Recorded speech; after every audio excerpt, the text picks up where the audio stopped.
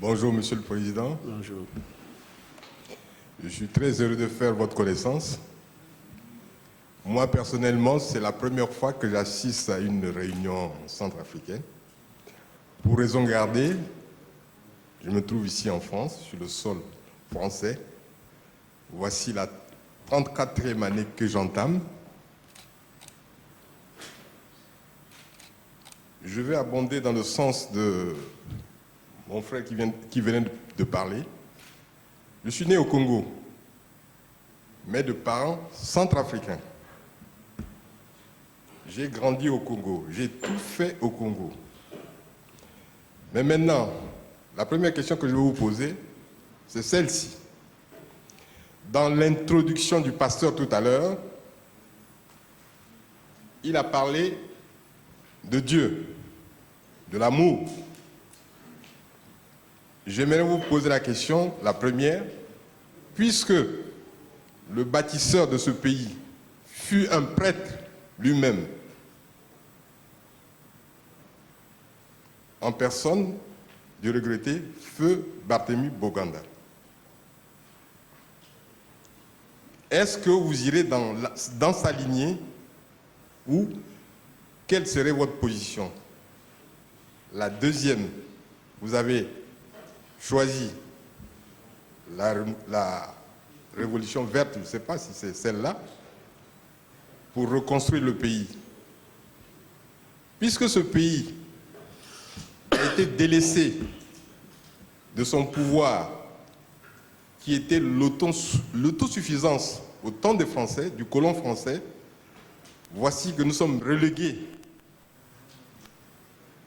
à la dernière case. Nous qui étions producteurs du coton, du café, on n'en parle plus. C'est notre pays.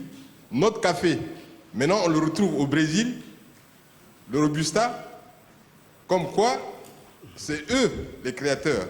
Or, mon frère Feu Patassé, l'ingénieur que vous connaissez tous, était encore celui qui, dans ses tiroirs, dans ses recherches, il en a fait cela. Enfin, je remercie beaucoup votre initiative de rebâtir ce pays et que Dieu vous bénisse. Merci.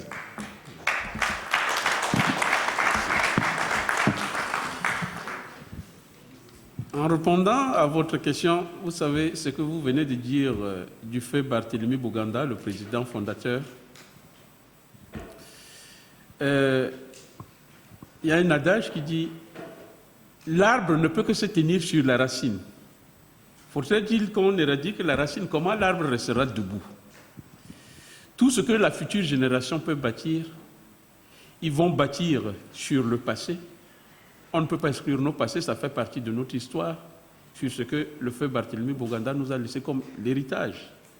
Vous connaissez sa souffrance, ça, je n'ai pas besoin de vous faire une leçon là-dessus.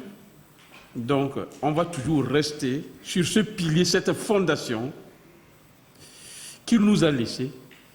Si les régimes qui se sont succédés ont suivi les règles laissées par Barthélemy Boganda, ce pays n'entrera jamais dans une crise.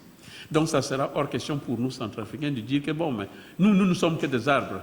Barthélemy Boganda, c'est notre racine, on restera sur cette racine. C'est la réponse que je vous donnerai. Mais la deuxième question qui touche à la révolution verte, une question qui est très chère dans notre cœur.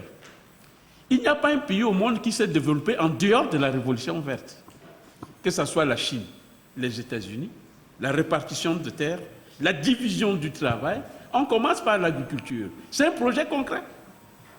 Si vous avez suivi tout à l'heure, je disais à Bangui, mais certains candidats disent nous allons faire des industries. Mais quel genre d'industrie? Automobile? Des industries d'armement? Quel genre d'industrie? Dans un pays pauvre comme le nôtre, il faut partir sur des choses très concrètes et réalisables. Autant réorganiser encore nos cultures de coton.